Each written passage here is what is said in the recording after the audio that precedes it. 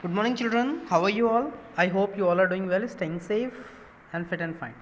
Children, we have discussed the 7 chapters in your chemistry, part 1. Now we are to the D and F block element, that is chapter number 8.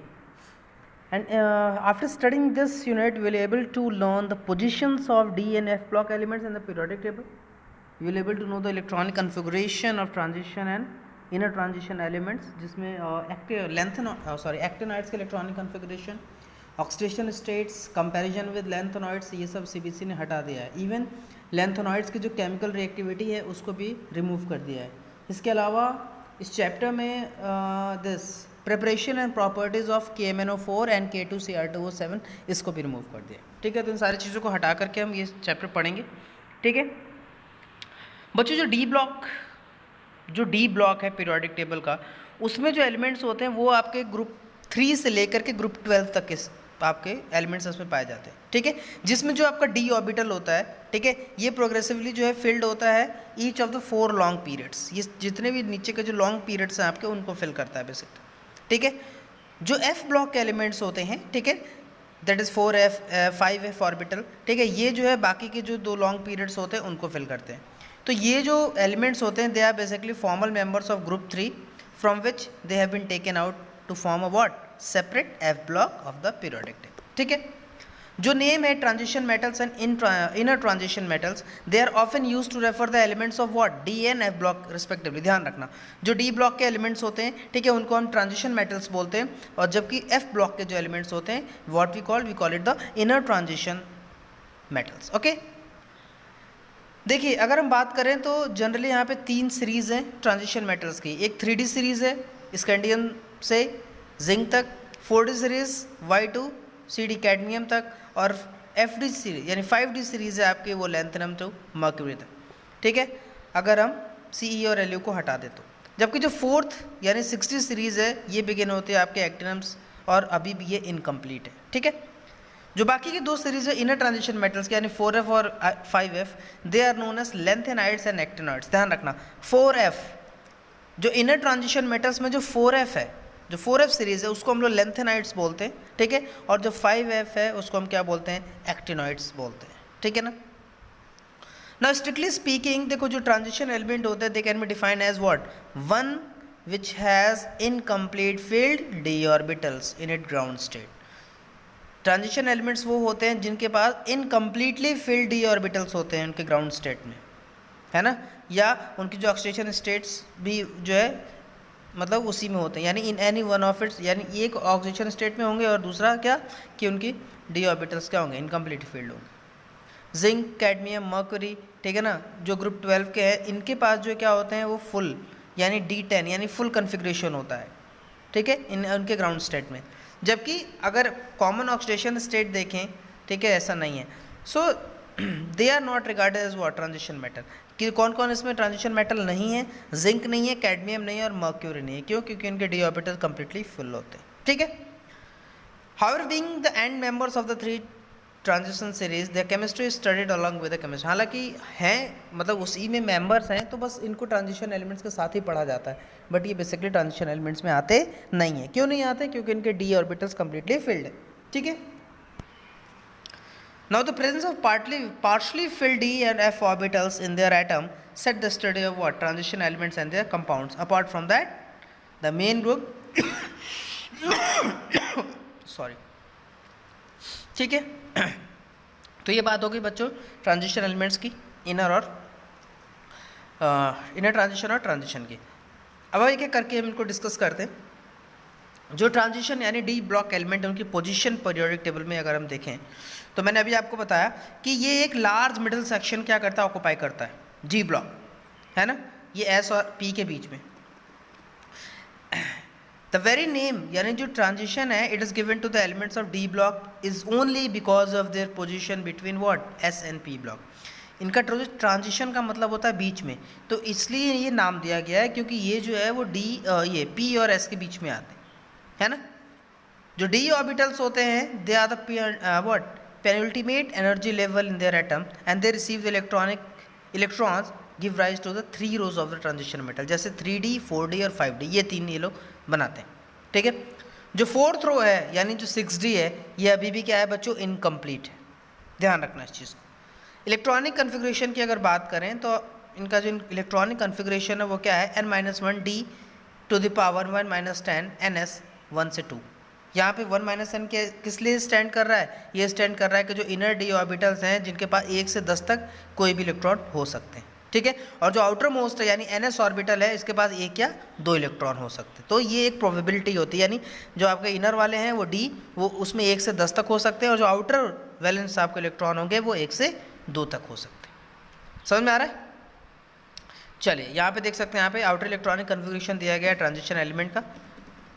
ये ground state में है, ये first series है ना, ये क्या है आपका फर्स्ट सीरीज, यानी 4s2, स्कैंडियम का 4s2 होता है, टाइटेनियम का 4s2, वेनेडियम का भी 4s2 है ना, और क्रोमियम का 4s1, मैग्नीज का 4s2, आयरन का 4s2, कोबाल्ट का 4s2, निकल का 4s2, कॉपर का 4s1 एंड जिंक का 4s2। तो आप देख सकते हैं यहाँ पे जिंक, उसके बाद से कोबाल्ट, जिंक, और ये क्या बोलते हैं क्रोमियम और कॉपर में आपको आप आगे पढ़ोगे, ठीक है, कि इसमें जो है क्या होता है, आप पढ़ भी चुके हैं शायद 11th में, कि यहाँ पे आपको कुछ एक्सेप्शंस देखने को मिलते हैं। तो ये इनका जो वैलेंस यानी ग्राउंड स्टेट में आउटर इलेक्ट्रॉनिक कन्फिग्रेशन है फर्स्ट सीरीज़ का, ठीक है। ये है आपका second series, third series, fourth series, सबका यहाँ पे इलेक्ट्रॉनिक कन्फिग्रेशन इन्होंने क्या हुआ बच्चों, दिया हुआ है, ठीक है। चलिए अब आगे चलते हैं।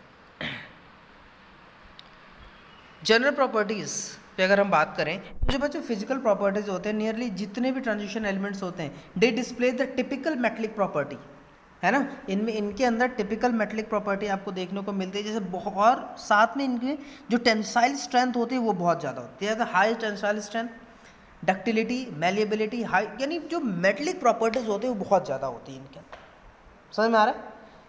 कुछ एक्सेप्शंस हैं जैसे zinc, cadmium, mercury and what, manganese, इनके पास क्या होता है, दे हैव वन और मोर टिपिकल मेटलिक स्ट्रक्चर होता है एट नॉर्मल टेम्परेचर्स, ठीक है। ये यहाँ पे आप देख सकते हो लेटेस्ट स्ट्रक्चर दिए गए ट्रांजिशन मेटल्स के, इनको आप एक बार लिख करके याद कर लेंगे, ठीक है। पूछ लेता है, आप ये चीज़ पढ़ चुके कि भाई इनका स्ट्रक्चर और इनका शेप कैसा होता है ना। तो HCP है ना, BCC, HCC, ठीक है, बॉडी सेंटर्ड है, ठीक है, कि जो भी चीज़ें हैं आप इसे पढ़ चुके हैं, इनको एक बार देख लेंगे। बॉडी सेंटर्ड है या हेक्सागोनल क्लोज पैकिंग है या इनकी क्यूब क्लोज पैकिंग है ना, या एक्स, यहाँ पे एक्स जो है वो क्या है, टिपिकल मेटल स्ट्रक्चर दिखाएगा। तो ये सारी चीज़ें इंपॉर्टेंट है इसमें। जो ट्रांजिशन मेटल्स हैं, ठीक है, एक्सेप्शन अगर देखा है तो जिंक, कैडमियम और मर्क्यूरी है, ये इसमें ट्रांजिशन मेटल्स में नहीं आते हैं, ध्यान रखना चीज़ को, बार बार बता रहा हूँ, ठीक है। तो जो आपके ट्रांजिशन मेटल्स हैं they are very much hard, और इनकी जो क्या होती है वोलेटिलिटी होती है बहुत लो होती है, कम होती है। इनको जो मेल्टिंग और बॉइलिंग पॉइंट्स होते हैं बहुत ज़्यादा होते हैं, ठीक है। एंड फिगर आप देख सकते हो 8.1 that depicts the melting point of 3D 4D and 5D। आप देख सकते हो यहाँ पे कैसे मेल्टिंग पॉइंट दिखाया गया है 3D 4D और 5D का, है ना। जो high melting points in metals का दे आर एट्रीब्यूटेड, ठीक है, the greater number of electron यानी n से लेकर d तक, है ना। और आप देख सकते हो किस तरीके दिखाया गया यहाँ पे, ये इधर एटॉमिक नंबर और इधर क्या है आपको मेल्टिंग पॉइंट दिखाया गया। कैसे आपका देख रहे हो एटॉमिक नंबर इंक्रीज हो रहा है, मेल्टिंग पॉइंट पहले क्या हुआ बढ़ा है और फिर धीरे धीरे क्या कर रहा है वो डिक्रीज कर रहा है, ठीक है ना। मिडिल पॉइंट में वो क्या है मैक्सिमम जा रहा है, ठीक है। यहाँ पे जो अनपेयर्ड इलेक्ट्रॉन्स पर्टिकुलरली। एक और यहाँ से जनरलाइजेशन हम ये ड्रॉ कर सकते हैं कि जो मेटल होते हैं सेकेंड और थर्ड सीरीज का, इनकी क्या होती है, जो इनकी एंथैल्पीज ज़्यादा होती हैं, they have a greater enthalpies of what atomisation than the corresponding elements of the first series. So this is an important factor in accounting for the what occurrence of much more frequent metals, या metal जो इनकी bonding होती है वो बहुत ज़्यादा आपको देखने को मिलेगी। इसलिए क्या होते हैं they are of very high transition metals. आप देख सकते हैं यहाँ पे एटॉमिक नंबर, ये कैसे ट्रेंड है एंथैल्पीज का और एटमाइजेशन का, देख रहे हो, series 1 then series 2 and then series 3, तीनों दिखाया गया है। अब अगर एटॉमिक साइज आयनिक साइज की बात करें ट्रांजिशन मेटल्स के बच्चों, तो अगर इन जनरल हम बात करें तो जो आयन होते हैं सेम चार्ज के, they are given in series, they show some progressive decrease in the radius with increase. जैसे जैसे एटॉमिक नंबर बढ़ेगा, ठीक है, इनका जो रेडियस होगा वो क्या होगा बच्चों बेसिकली डिक्रीज होगा। ऐसा क्यों होता है? क्योंकि न्यू इलेक्ट्रॉन एंटर करता है डी ऑर्बिटल में हर बार, है ना, और इससे क्या होगा जो न्यूक्लियर चार्ज होगा बच्चों वो बढ़ जाएगा, है ना। और न्यूक्लियर चार्ज जब बढ़ जाएगा तो क्या हो जाएगा यहाँ पे शील्डिंग इफेक्ट आ जाएगा, है ना, क्योंकि यहाँ पे बेसिकली आपको ध्यान होगा कि डी इलेक्ट्रॉन्स जो होते हैं उसमें शील्डिंग इफेक्ट बेसिकली काम नहीं करता है, नॉन इफेक्टिव होता है। तो यहाँ पे जो नेट इलेक्ट्रोस्टैटिक अट्रैक्शन होगा न्यूक्लियर चार्ज और आउटर मोस्ट इलेक्ट्रॉन है वो बढ़ जाएगा, और जब वो बढ़ जाएगा तो क्या हो जाएगा, ऑब्वियसली आपका एटॉमिक रेडियस घट जाएगा। तो ये चीज़ें इंपॉर्टेंट है, आपको ये पता होना चाहिए कि ऐसा क्यों हो रहा है। ठीक है, आप देख सकते हो यहाँ पे दिखाया गया है trend in the atomic radius of the transition elements, किस तरीके से यहाँ पे जो है ट्रांजिशन एलिमेंट्स का बेसिकली आपको ट्रेंड दिखाया गया है।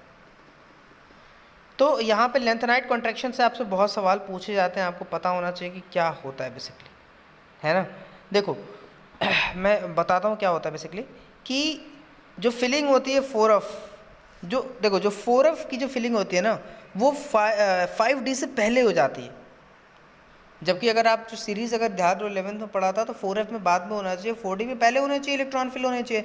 लेकिन यहाँ पे क्या होता है 4f में पहले इलेक्ट्रॉन फिल हो जाते हैं और आपका 5d में बाद में होते हैं। इससे क्या होता है, इससे होता है कि एक रेगुलर डिक्रीज होता है एटॉमिक रेडियाई में, ठीक है, और इससे एटॉमिक रेडियाई जब घटता है तो इसी को हम लोग क्या बोलते हैं, लेंथेनॉइड कॉन्ट्रैक्शन। समझ में आ रहा है। तो ये चीज़ बहुत इंपॉर्टेंट है, इसको ध्यान में रखना है बच्चों, ठीक है ना।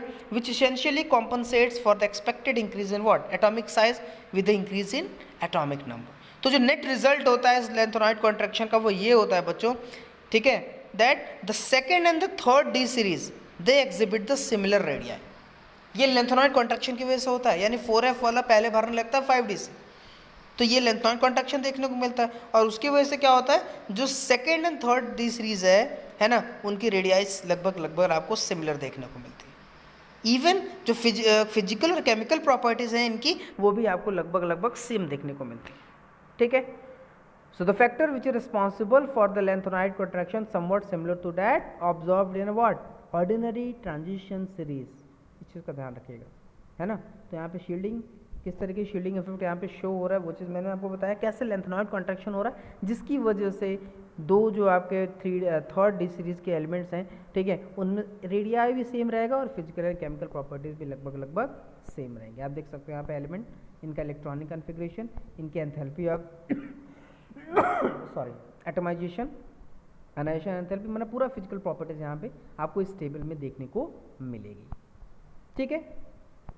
चलो क्वेश्चन पूछ लिया जाता है कि why do the transition elements exhibit higher enthalpies of atomisation, क्योंकि इसमें large number of unpaired electrons होते हैं मिडिल में, है ना, और इससे क्या होता है उनका जो इंटर एटॉमिक इंटरेक्शन होता है बहुत स्ट्रांग होता है, और इसकी वजह से क्या होता है बहुत स्ट्रांग बॉन्डिंग देखने को मिल जाती है, ठीक है।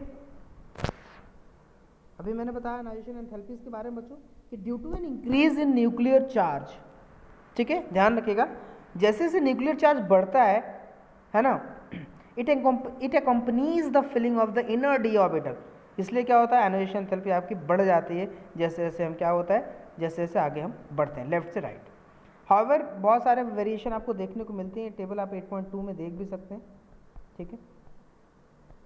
बहुत सारे आपका अनाइजेशन एंथैल्पी में देखिए वेरिएशन देखने को, फर्स्ट अनाइजेशन एंथैल्पी, सेकंड, थर्ड, आप देख सकते हैं यहाँ पे लॉट्स ऑफ वेरिएशन आपको देखने को मिल रहे हैं, बढ़ रहा है, ठीक है, इट इज इंक्रीजिंग, यहाँ भी बढ़ रहा है। तो ये चीज़ें बहुत इंपॉर्टेंट है।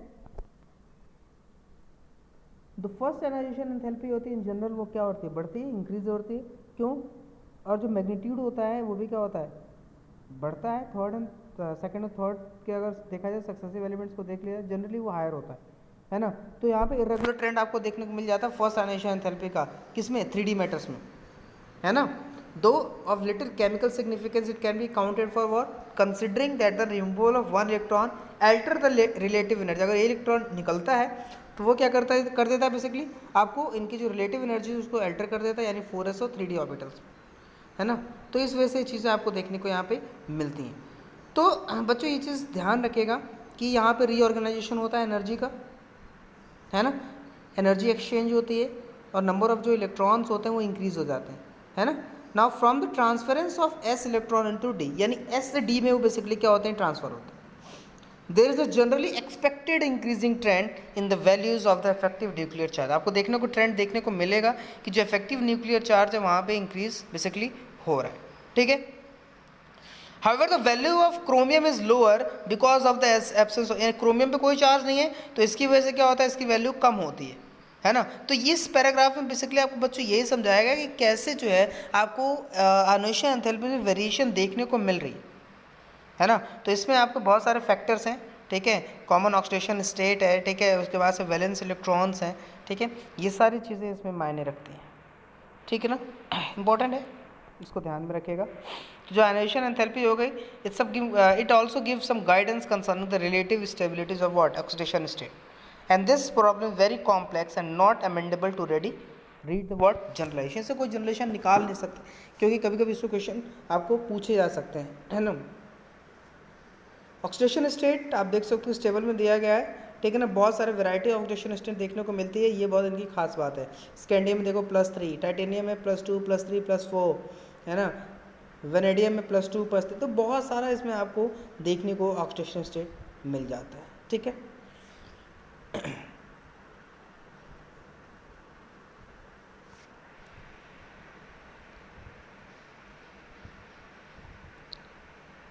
वेट, ये कहाँ आ गए हम लोग,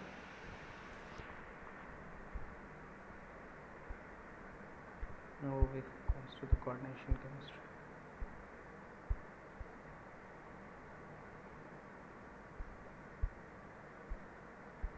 ओके, सो हम लोग कहाँ थे,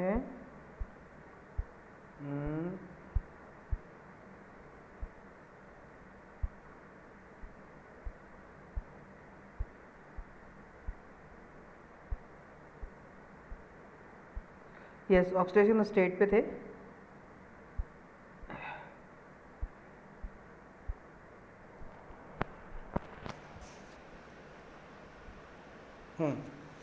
तो यहाँ पे ऑक्सीडेशन स्टेट बेसिकली दिखाई गई हैं आपको। Oxidation state of some first row transition elements का आपको यहाँ पे देखने को मिल जाएगा। बहुत सारी वेराइटीज़, बहुत सारे वेरिएशन आपको यहाँ पे देखने को मिलता है। तो ये एक जो वेरिएबिलिटी होती है ऑक्सीडेशन स्टेट की, ये एक कैरेक्टरिस्टिक है ट्रांजिशन एलिमेंट्स का।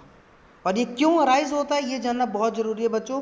It arises due out of what, क्योंकि यहाँ पे डी ऑर्बिटल्स की इनकम्प्लीट फिलिंग होती है ना, और डी ऑर्बिटल्स की इनकम्प्लीट फिलिंग में भी आपको डिफरेंस देखने को मिलता है। इसी वजह से इनका ऑक्सीडेशन स्टेट भी आपको क्या डिफरेंट देखने को मिल जाते हैं, ठीक है। एक आपका एलिमेंट ट्रांजिशन एलिमेंट ऐसा है जो आपको वेरिएबल ऑक्सीडेशन स्टेट नहीं दिखाता है, और वो क्या है आपका स्कैंडियम 21, ठीक है, atomic number. Now trends in the M2+ या M स्टैंडर्ड इलेक्ट्रोड पोटेंशियल। अगर यहाँ पे हम बात करें बच्चों कुछ पैरामीटर्स के, यहाँ पे कुछ पैरामीटर दिखाए गए हैं। ये जो है ऑब्जर्व्ड एंड कैलकुलेटेड वैल्यूज है स्टैंडर्ड इलेक्ट्रोड पोटेंशियल्स की, है ना।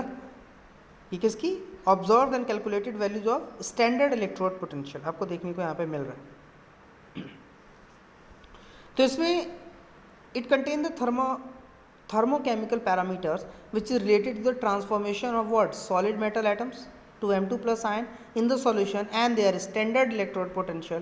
यहाँ पे आप इस वैल्यू को देख सकते हो। तो यहाँ पे बहुत ही कॉपर का आप देख सकते हो, बड़ा यूनिक वैल्यू दिखाई दे रहा है, बहुत ही हाई दिखा रहा है। जो यूनिक बिहेवियर है कॉपर का, जिसमें पॉजिटिव आपको इलेक्ट्रोड पोटेंशियल देखने को मिल रहा है, it accounts for its what inability to liberate, क्योंकि ये हाइड्रोजन को लिबरेट नहीं कर पाता एसिड से, और इसीलिए आपको इस तरीके से देखने को मिल रहा है, ठीक है। देखो तो यहाँ पे जो जनरल ट्रेंड है, it is from what less negative electrode potential values to high electrode potential. ये तो इम्पॉर्टेंट ट्रेंड है। कुछ यहाँ पे थर्मोकेमिकल डाटा दिया हुआ है फर्स्ट रो ट्रांजिशन एलिमेंट्स का, आप देख सकते हैं यहाँ पे एंथैल्पीज दी गई हैं यहाँ पे अलग अलग उसकी। तो जो स्टेबिलिटी है half fill d shape shell की in magnesium 2+ and the completely filled D10 configuration in zinc 2+ are related to their what, ये आपके इलेक्ट्रोड पोटेंशियल से ही रिलेटेड है। जहाँ जबकि जो ई पोटेंशियल है निकल का, ये आपका रिलेटेड किससे, हाईएस्ट नेगेटिव, ठीक है, क्योंकि इसकी जो हाइड्रेशन है वो बहुत ज़्यादा नेगेटिव है। Trend in M3+ and M2+, अगर इस टाइप के हम बात करें जो आपके मेटल्स हैं, ठीक है, जहाँ पे जो आपका +3 में या +2 में है, उनका स्टैंडर्ड इलेक्ट्रॉन पोटेंशियल अगर देख बने, तो जब हम एग्जामिनेशन करते हैं M3+ M2+ इलेक्ट्रॉन पोटेंशियल का, ठीक है, तो हम आपको बहुत सारे वेरिंग ट्रेंड देखने को मिलते हैं। जो लो वैल्यू होती है स्कैंडियम की, it reflect the stability of what Sc3+, जो इसका क्या हो जाएगा, नोबल गैस कन्फिग्रेशन हो जा रहा है इसका। जबकि जो हाईएस्ट वैल्यू है जिंक की, ये क्यों हो रही है, it is due to the removal of an electron from its stable D10 configuration, यानी Zn2+, है ना। सो यहाँ पे कंपेरेटिवली अगर हम बात करें तो जो हाई वैल्यू है मैग्नीज का, it shows that Mn2+ is particularly stable, ये बेसिकली स्टेबल है ना। And it is comparatively low value of जो आयरन है, ये क्या शो कर रहा है, ये शो कर रहा है the extra stability of iron 3+। तो ये चीज़ें कुछ ध्यान में देने वाली। Now trend in stability of higher oxidation state, अगर इनकी ट्रेंड्स की हम बेसिकली बात करें, ठीक है,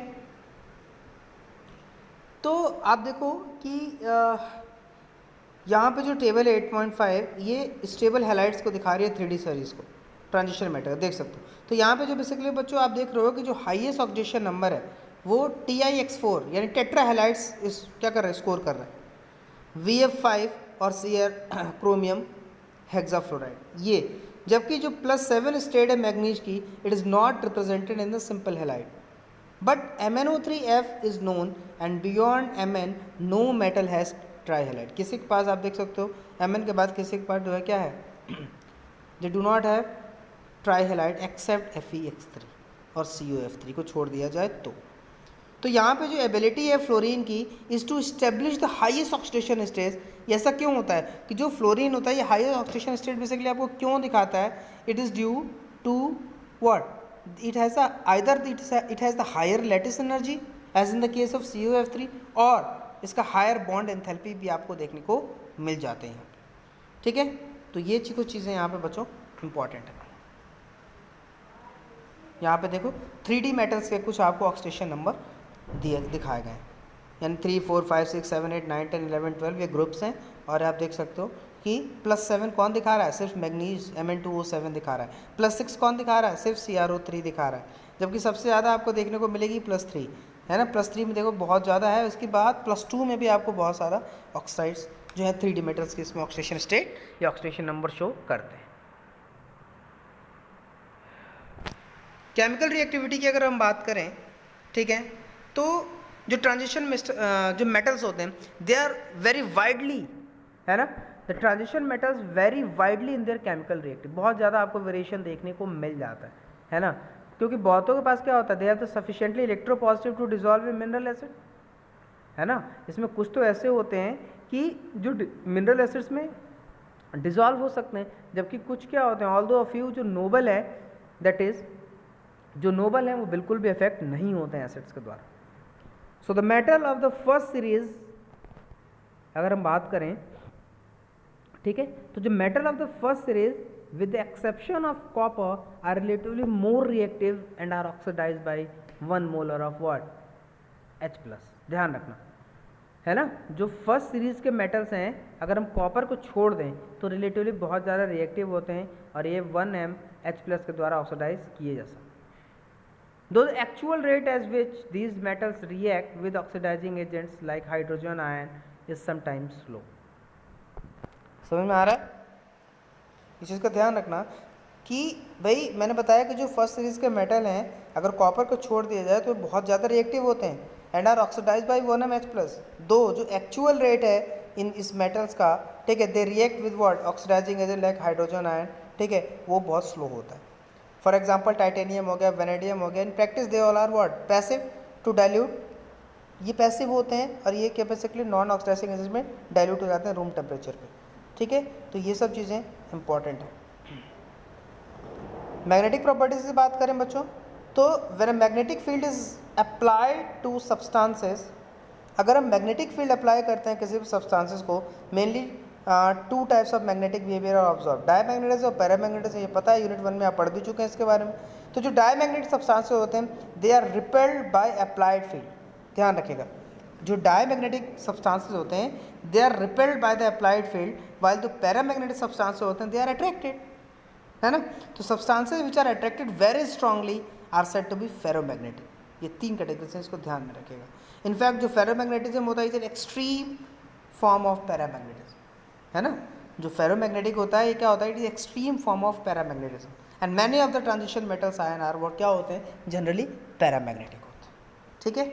तो ये कुछ चीज़ें आप देख सकते हैं यहाँ पे, कुछ ऑब्जॉर्ब मैग्नेटिक मूवमेंट्स हैं, ठीक है, आयंस के, वो आप इस टेबल से क्या कर सकते हैं, देख सकते हैं, ठीक है। Formation of coloured ions. बच्चों अगर फॉर्मेशन ऑफ कलर्ड आयंस की बात करें तो जब एक इलेक्ट्रॉन लोअर एनर्जी से डी ऑर्बिटल में वो एक्साइट होकर के हायर एनर्जी डी ऑर्बिटल में जाता है, तो जो एनर्जी ऑफ एक्साइटेशन होती है it corresponds to the frequency of light, है ना, कि कितनी लाइट एब्जॉर्ब हो रही है उस फ्रीक्वेंसी से क्या कर रहा है, कॉरस्पॉन्ड करता है। और ये frequency generally lies in the visual region, है ना। तो जो कलर ऑब्जर्व होता है correspond to what, complementary colour of the light observe. इसी वजह से आपको कलर देखने को मिल जाता है। तो बहुत सारे डिफरेंट कलर आपको देखने को शो मिलता है, आप देख सकते हो, है ना। यहाँ देखो क्या कन्फिग्रेशन है, एग्जाम्पल, और ये सारे कलर हैं, ठीक है। इस टेबल से आप इन सारे कलर्स को याद कर सकते हो बच्चों, क्योंकि यहाँ से क्वेश्चन पूछे आ सकते हैं, ठीक है। जब भी जनरलाइज क्वेश्चन पूछा जाएगा, ठीक है, तो किसी ना किसी एग्जाम्पल को या मेटल को कलर के साथ दे करके आपसे पूछा जा सकता है इसमें। तो कलर से एक बार जरूर इस टेबल से आप क्या कर लेंगे बच्चों, सारे के सारे याद कर लेंगे। कॉम्प्लेक्स कंपाउंड्स की बात करें तो भैया ये सारे के सारे जो है क्या करते हैं, कॉम्प्लेक्स कंपाउंड बनाते हैं, ठीक है ना, और बहुत ही हैवी कॉम्प्लेक्स कंपाउंड्स ये फॉर्मेशन करते हैं, ठीक है। कैटालिटिक प्रॉपर्टीज की बात करें तो जो ट्रांजिशन मेटल्स होते हैं दे कॉरस्पॉन्ड, है ना, the transition metals and their compounds they are known for their catalytic activity. Obviously they are बहुत जो है जाने जाते हैं, जैसे आप वेनेडियम देख सकते हो, वेनेडियम ऑक्साइड हो गया, है ना, हेबर प्रोसेस में इसका यूज़ किया जाता है, निकल का इसको हाइड्रोजनेशन में यूज़ किया जाता है ना। तो ये कुछ एग्जाम्पल्स हैं और इनकी कैटालिटिक प्रॉपर्टीज़ भी आपको देखने को मिल जाती है। फिर बात आती है formation of interstitial compounds. Interstitial compounds वो कंपाउंड्स होते हैं, ठीक है ना, which are form when small atom जैसे hydrogen, carbon, nitrogen, they are trapped inside the crystal lattice of the metals. जब स्मॉल एटम जो है क्रिस्टल लैटिस के अंदर ट्रैप्ड हो जाते हैं तो इनको हम इंटरस्टिशियल कंपाउंड्स बोलते हैं, है ना। और ये बेसिकली जो होते हैं यूजली नॉन स्टोकियोमेट्रिक होते हैं एंड आर आइदर टिपिकली आयनिक या नॉन कोवलेंट। तो जैसे एग्जांपल आप TiC, Mn4n, F3H, है ना, VH, ये सारी चीज़ें इसमें आपको आ जाएगा, ठीक है ना। तो जो principal physical and chemical characteristic है इन कंपाउंड्स का वो क्या क्या है बच्चों, जान लो। इनके मेल्टिंग पॉइंट बहुत ज़्यादा होते हैं, इवन प्योर मेटल से भी ज़्यादा, ठीक है। ये दे आर वेरी हार्ड, बहुत ज़्यादा हार्ड होंगे। Some bodies approach diamond in hardness, even कुछ तो जो है वो डायमंड की बराबरी कर सकते हैं, ठीक है।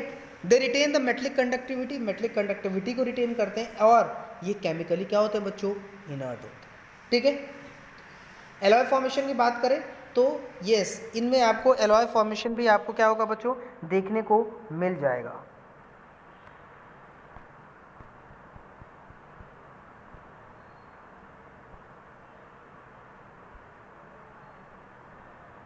यस, तो इसमें आपको एलॉय फॉर्मेशन में देखने को मिलता है। एलॉय में क्या होता है, they are the mixture of the two metal, basically जो ब्लेंड होकर के बनाया जाता है ना। तो एलॉय जैसे कॉपर और टिन का, ब्रॉन्ज जो है कॉपर टिन से बनता है, ब्रास जो है वो कॉपर और जिंक का बनता है ना। तो ट्रांजिशन मेटल और नॉन ट्रांजिशन मेटल्स के ये कुछ क्या है, एलॉयज हैं जिनका इंडस्ट्रियल इंपॉर्टेंस बहुत ही ज़्यादा है। अब हम बात करते हैं बच्चों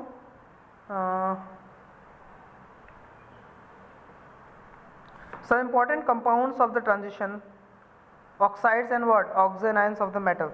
जैसे इसमें क्या होता है, these oxides are generally formed by the reaction of metal with oxygen at high temperature। ये कंपाउंड आपके तब बनते हैं जब मेटल की रिएक्शन ऑक्सीजन से होती है बहुत ही हाई टेम्परेचर पे, और जितने भी मेटल्स होते हैं except scandium they form MO oxides. ये सब एमओ टाइप के ऑक्साइड्स बनाते हैं। टेबल बेसिकली नहीं दिया है बट ठीक है, इसी में देख लेते हैं, ठीक है। तो ये आपको ऑक्सीजन आयंस और ऑक्साइड्स दोनों का फॉर्मेशन आपको देखने को मिलता है। अगर स्कैंडियम को छोड़ दें तो ये एमओ ऑक्साइड टाइप के बनाते हैं, और ये बेसिकली क्या होते हैं, आयनिक होते हैं। जो हाईएस्ट ऑक्सीडेशन नंबर होता है ऑक्साइड्स का, it coincides with the group number, और ये अटेन होता है आपका Fe2O3 में से लेकर के Mn2O7 तक। और अगर ग्रुप 7 के बियॉन्ड अगर बात करें तो कोई भी हायर ऑक्सीडेशन ऑक्साइड्स, है ना, no higher oxides of iron above Fe2O3 are known, यानी Fe2O3 से ज़्यादा कोई भी आपको यहाँ पे ग्रुप नंबर ऑक्सीडेशन स्टेट देखने को नहीं मिलती। और जैसे जैसे ऑक्सीडेशन नंबर मेटल का बढ़ेगा जो आयनिक कैरेक्टर होगा वो घटेगा, इस चीज़ का ध्यान रखिएगा, ठीक है। जैसे जैसे ऑक्सीडेशन नंबर बढ़ेगा मेटल का, आयनिक कैरेक्टर भी क्या होगा, घटेगा। And in the case of manganese Mn2O7 is a covalent green oil, ये बेसिकली कोवलेंट ग्रीन ऑयल होता है। इवन CrO3 जो है और V2O5 इनके मेल्टिंग पॉइंट्स भी बहुत कम होते हैं, और in these higher oxides the acidic character क्या होता है, बहुत ही ज़्यादा प्रीडोमिनेंट होता है बच्चों, इस चीज़ का ध्यान रखेंगे। पोटेशियम डाइक्रोमेट ये है नहीं, K2Cr2O7 आपको नहीं पढ़ना है, इसको छोड़ देंगे हम, ठीक है, ये आपके कोर्स में नहीं है। इवन पोटेशियम परमैंगनेट KMnO4 इनकी भी प्रिपरेशन एंड प्रॉपर्टीज़ नहीं है, तो इसलिए इसको हम क्या कर देंगे, छोड़ देते हैं। यूजेस ज़रूर पढ़ लेंगे हम बच्चों, ठीक है ना। यूजेस की अगर बात करें KMnO4 की, तो क्योंकि यूजेस है आपके कोर्स में, तो जो पोटेशियम परमैंगनेट होता है use as a favourite oxidant in what, preparative organic chemistry, यानी ऑर्गेनिक केमिस्ट्री में ये क्या किस तरीके से यूज़ होता है, ये बेसिकली एक फेवरेट ऑक्सीडेंट के रूप में इसका यूज़ किया जाता है ना। ये वूल, कॉटन और सिल्क और जो दूसरे टेक्सटाइल फाइबर्स हैं उनके ब्लीचिंग में भी इसका यूज़ होता है, और इसके साथ साथ decolourisation of oils are also dependent on its strong oxidising power. ये KMnO4 का हो गया, ठीक है। K2Cr2O7 का भी हम लोग देख लेते हैं, यूजेस क्योंकि है आप में, ठीक है ना। प्रोपरेशन एंड प्रॉपर्टीज़ नहीं है बट यूजेस हैं, देखते हैं K2Cr2O7 का शायद यूजेस नहीं है, ठीक है। KMnO4 का था, हमने पोटेशियम परमैंगनेट का देख लिया है यहाँ पे यूजेस, ठीक है।